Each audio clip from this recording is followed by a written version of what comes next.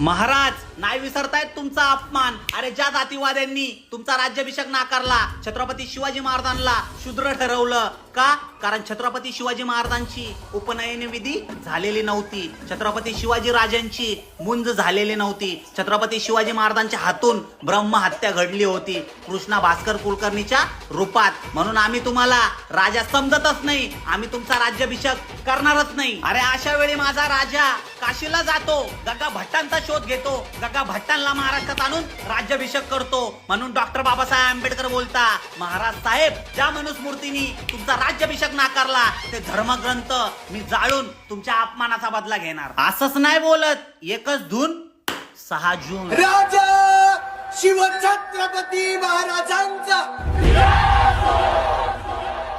छाप पडतो या ठाण वाघाचा.